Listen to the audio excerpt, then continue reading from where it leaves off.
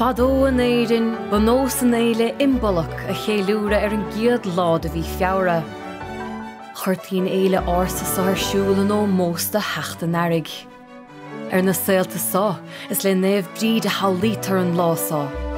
Éad a theistirthe a bheith an naomh fátrún ilí, bhar naolag, ghaine agus cheilíní déirí. Bhí nós ann fadó, crosa a dhéanamh as luachar agus as tí, dániad a chrocha suas sláistigh, os ciúna duris go hondúil, an ó nóir den naomh Bríde.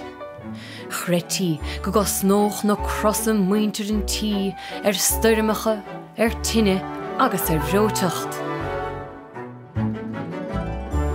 An naomh rimis Lá Fhéile Bríde, Chreidtí go dtugach naomh Bríde cuairt go dtí go chéan tiglanna me neachta chuir muintir an tí agus a gcuid stoc.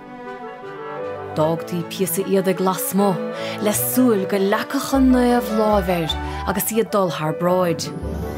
Thugtaí brat Bríde seo, agus Chreidtí go raibh leithsán daine a raibh tinnis cín, tinnis fiacle nó breoteachtaí eile a chorastóibh.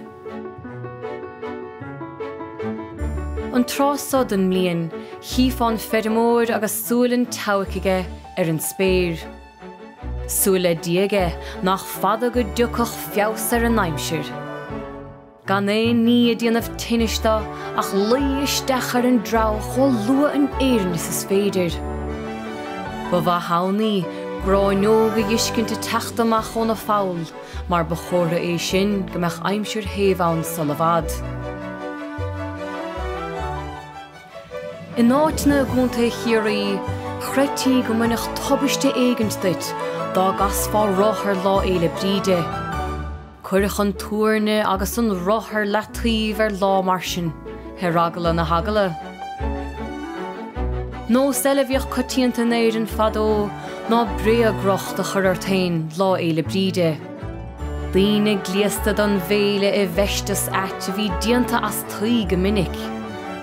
Na bidís a thugtaí an ramsa, agus deictaí iad a dul fud fad na dúthaí, bógan an lacacha mar thiúmbal den naomh Bríde. Ba gheabhla a chéine cuairt na midís, ach bháin na leanaí óga béidir. Dhéanthach na bidís dras rince agus ceol in ngachtaigh, agus iad a súile bronta na spiog go bhfuirm cácha nó airgid mar chuirte bhar an tíim síocht a thugad ar ló.